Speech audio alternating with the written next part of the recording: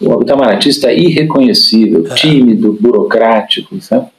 Não tem uma presença forte em nenhum assunto, não só nos BRICS não tem, mas também em outros, né? Por exemplo, Gaza, o genocídio que foi praticado em Gaza por Israel.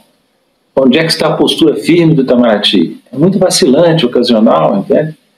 Agora, na questão dos BRICS, por exemplo, um diplomata, um embaixador encarregado do assunto, disse assim: olha, o Brasil não deveria ser considerado um alvo pelos americanos na questão tarifária. Nós temos déficit com os Estados Unidos. Nós teríamos um exemplo.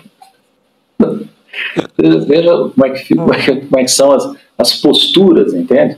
E o meu temor é que essa postura tíbia, fraca, sabe, do Itamaraty, possa levar o valentão lá em Washington a se entusiasmar. Bom, esse país é fraco. Sim. Vamos para cima que ele não tem nada resistência a oferecer.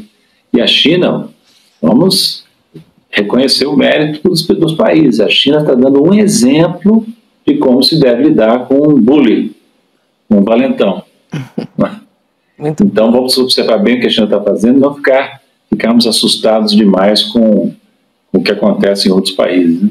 Nesse sentido, chama a atenção que o presidente Lula tenha subido um pouco, né? Pouco. Mas tenha subido um pouco o tom nas críticas ao Trump, justamente no momento em que está lá em Moscou, né? Ao lado do Putin e perto da China. Daqui a pouco ele vai para a China também, né? Como dizia o Paulo Nogueira, o Brasil uma postura tímida, o presidente Lula menos, né? O presidente Lula falou de Gaza, né, pessoalmente, falou que era um genocídio, foi atacado de todo lado, pelo que eu soube nos bastidores, atacado inclusive dentro do Itamaraty. Sim. Né? O Itamaraty, não, o Lula não devia ter falado isso, porque o Itamaraty foi ficando com uma postura assim, de jogar o feijão com arroz, que significa aderir às teses majoritárias ocidentais, vamos dizer assim, né, do que se considera Ocidente. Né?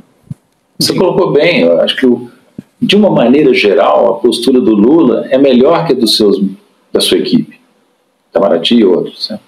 O problema qual é? Que não basta o presidente da República ter boas ideias, precisa que aquilo seja implementado, entende? Precisa que desça lá do alto e seja implementado.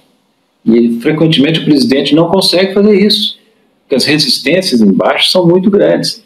Mesmo que ele tenha clareza sobre o assunto, nem sei se ele tem clareza total sobre todos esses assuntos, mas à medida que ele mostra clareza, isso não significa que vai ser implementado do jeito que poderia ser. Posso dar um exemplo? Claro. Um exemplo assim, crasso, que é o seguinte: o Brasil fixou a cúpula dos BRICS para julho desse ano, início de julho. Ou seja, corre o risco de reduzir a presidência brasileira dos BRICS a 6 meses. Esse risco, tem forma de contornar esse risco, né? Mas foi uma decisão errada.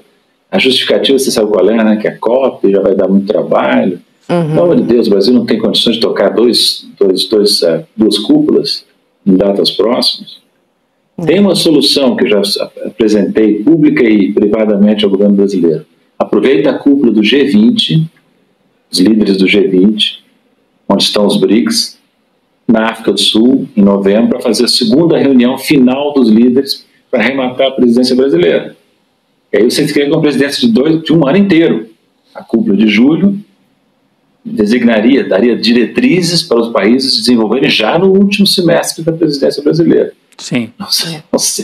Não sei se isso foi aceito, mas era uma ideia para contornar um erro que me pareceu grave.